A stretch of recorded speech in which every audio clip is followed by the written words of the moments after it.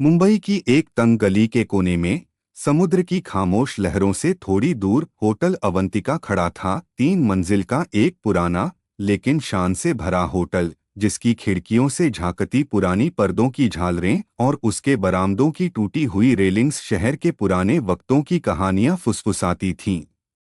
इस होटल में हर किस्म के लोग आते, व्यापारियों से लेकर नए जोड़े तक।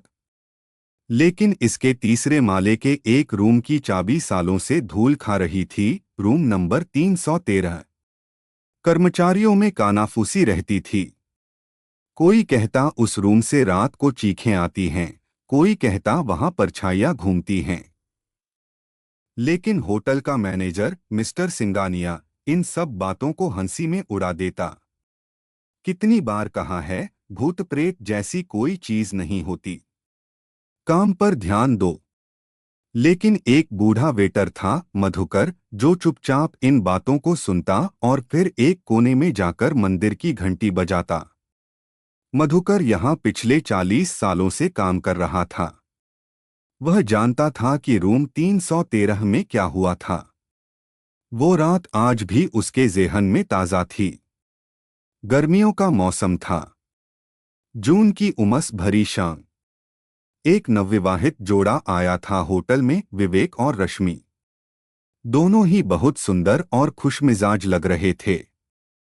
हाथों में मेहंदी की खुशबू, गहनों की खनक और आंखों में बस एक दूसरे का अक्स। वे अपनी सुहागरात मनाने के लिए आए थे। रूम नंबर 313 उन्हें दिया गया। मधुकर ने ही उन्हें उस रात कमरे तक पहुंचाया था। उसने साफ देखा था, लड़की थोड़ी डरी हुई थी, जैसे कुछ महसूस कर रही हो। लेकिन लड़के ने उसका हाथ थामकर कहा, यह सिर्फ एक कमरा है, कुछ नहीं होगा। और वे दोनों भीतर चले गए। हेलो दोस्तों, नमस्कार। मैं आपका दोस्त कवि शरद अजमेरा वकील आज एक डरावनी कहानी लेकर आया हूं। कृपया मेरे चैनल को सब्सक्राइब करें, वीडियो को लाइक करिए। उस रात रूम 313 से तेज चीख सुनाई दी थी और फिर सब शांत। सुबह जब सफाई कर्मचारी दरवाजा खटखटाते रहे, कोई जवाब नहीं मिला। मैनेजर ने मास्टर चाबी से दरवाजा खोला और जो देखा, उससे सबकी रूह कांप गई। कमरे की दीवारें खून से लथपथ थीं। लड़की क्रश में फर्श पर पड़ी थी, उसकी गर्दन एक तरफ मुड़ी हुई, जैसे किसी ने जोर से झटका देकर तोड़ दी हो।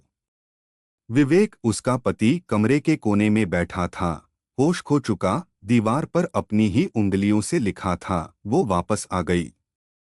उसने कहा था कि मैं उसे कभी धोखा नहीं दूंगा। पुलिस आई, जांच हुई और मामला आत्महत्या हत्या जैसा बनाकर बंद कर दिया गया। लेकिन होटल के लोग जानते थे, यह कोई आम मौत नहीं थी। उसके बाद रूम 313 को बंद कर दिया गया। सिंगानिया ने होटल की इज्जत के लिए दरवाजे पर ताला जड़ दिया। लेकिन होटल के हर कर्मचारी ने महसूस किया, उस कमरे से रात में किसी औरत की साड़ी की सरसराहट सुनाई देती थी, जैसे वह अब भी वहां टहलती हो। बाथरूम से पानी गिरने की आवाज आती थी, जबकि कमरे की पाइपलाइन कटवा दी गई थी। और कई बार लोगों ने तीसरी मंजिल की खिड़की से एक औरत को झांकते देखा, लाल जोड़े में, मांग में सिंदूर, लेकिन आंखें सूनी, बुझी बुझी। सालों बीत गए। नए लोग आए, पुराने चले गए, लेकिन मधुकर वही रहा। वो जानता था, रश्मि की आत्मा अब भी उस कमरे में कैद है। लेकिन किस वजह से? यही सवाल उसे हमेशा सताता था। एक दिन एक युवा पत्रकार, श्रद्धा, होटल में आई। वह मुंबई के हॉन्टेड प्लेसेस पर डॉक्यूमेंट्री बना रही थी। उसने होटल की पुरानी कहानियां सुनी थीं और जानबूझकर इस होटल में कमरा बुक किया। जब उसने रूम 313 के बारे में पूछा, सिंगानिया ने झूठ बोल दिया, वो कमरे में सीलिंग का काम है, इसलिए बंद है। लेकिन मधुकर को लगा, यह लड़की अलग है।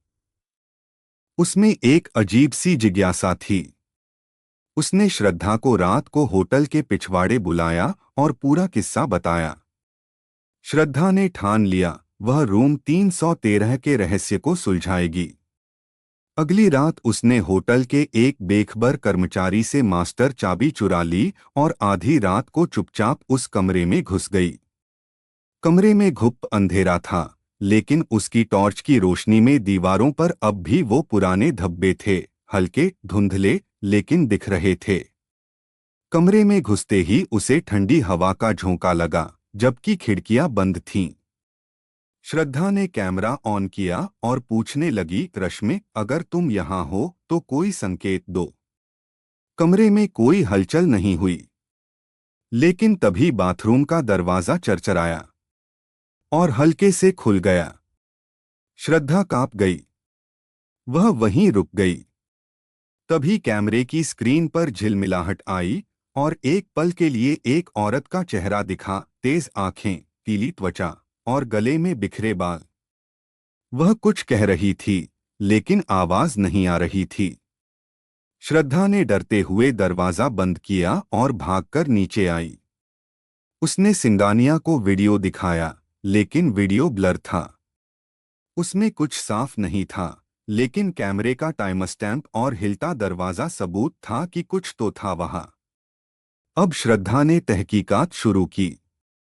वह विवेक के रिश्तेदारों से मिली, पुलिस रिकॉर्ड्स खंगाले और आखिर उसे एक बड़ा सच पता चला, रश्मि की शादी जबरन हुई थी। वह पहले से किसी और से प्यार करती थी, एक लड़के से जो एक कार दुर्घटना में मर गया था। शादी से ठीक पहले रश्मि टूट गई थी, लेकिन परिवार ने जबरदस्ती उसकी शादी विवेक से करवा दी। वह मन से कभी इस शादी को स्वीकार नहीं कर पाई। रात को जब विवेक ने पास आने की कोशिश की, रश्मि की आत्मा में उस खोए प्यार की पीड़ा जागी और शायद वहीं कुछ अजीब घटा, कुछ ऐसा जो इंसानी समझ से परे था।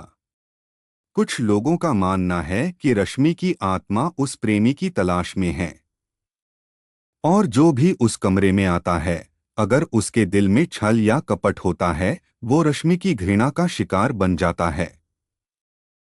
श्रद्धा ने होटल वालों से रिक्वेस्ट की, इस कमरे को एक मंदिर की तरह सील कर दो, कोई और इसमें ना आए। यह आत्मा बेचैन है, लेकिन क्रोधित भी। मधुकर ने उसका साथ दिया, लेकिन कहानी यहीं खत्म नहीं हुई। 3 महीने बाद एक कपल होटल में आया। उन्होंने सुन रखा था कि यहाँ एक हॉन्टेड रूम है। शौक में उन्होंने एक बड़ी रकम देकर सिंगानिया से रूम 313 खुलवाया, जो लालच में आ गया। उस रात पूरा होटल कांप उठा। चीखें, दरवाजों की धमक, लाइट्स की झपकाहट, और सुबह जब दरवाजा तोड़ा गया, कपल नहीं मिला।